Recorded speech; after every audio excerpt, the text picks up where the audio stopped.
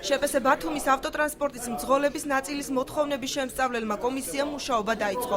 არასამთავრობო ორგანიზაციებისაგან და საკრებულოს წევრებისგან შემდგარმა ჯგუფმა გაფიცულ მძღოლებთან სამუშაო შეხვედრა გამართა. შეხვედრა ჟურნალისტებისათვის დახურული იყო და ხმაურის ფონზე მიმდინარეობდა. მისი დასრულების შემდეგ გაირკვა, რომ კომისია ხვალ გაფიცულ მძღოლებს შეხვდება. შევძელით მიგვეტანა მთავარი არსი პრობლემისა კომისიის წევრებამდე.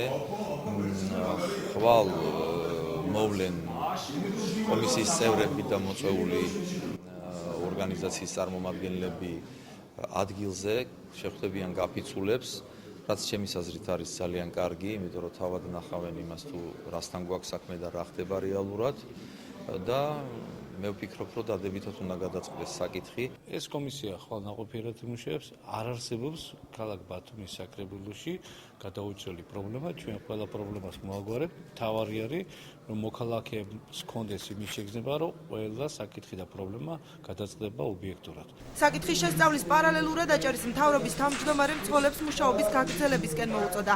არჩილ ხაბაძის განცხადებით, თუ კი მძღოლები კომისიის მუშაობით უკმაყოფილოდ არჩევიან, ამ შემთხვევაში შეუძლიათ პროტესტი განაგრძონ. არ მომწონს ეს სიტუაცია, იქიდან გამომდინარე, რომ ზარალდება ქალაქის მაცხოვრებლები, გადაადგილება უკვე ერთი კვირა ჭირს.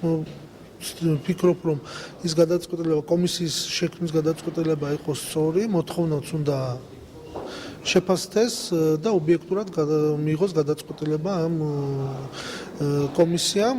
მუნიციპალური ტრანსპორტის გაფიცულ მძღოლებს კოლეგები დედაქალაქიდანაც შეუერთდნენ. ისინი ამბობენ, რომ თუ კი გაფიცულების მოთხოვნა არ დაკმაყოფილდება, თბილისში 1 საათის განმავლობაში ყვითელი ავტობუსის მძღოლები მუშაობას შეაჩერებენ.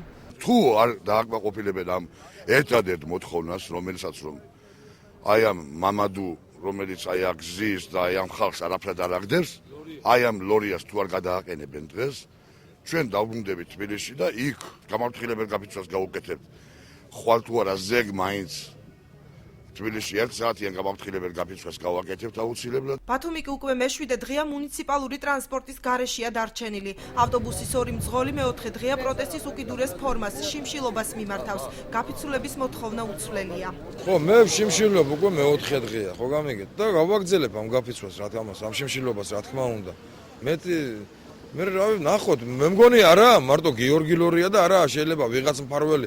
არის მთავრობა ქვეყანაში, თბილისია, ბოლო-ბოლო და პარლამენტია და ყველანაირ მეთოდს ვიხმართ, რომ ეს კაცი აქ არ იყოს. შეპესე ბათუმის ავტოტრანსპორტის მძღოლების ნაწილის მოთხოვნების შემსწავლელი კომისია დასკვნას საკრებულოს წარუდგენს, რის შემდეგაც გახდება ცნობილი შეინარჩუნებს თუ არა გია ლორია თანამდებობას.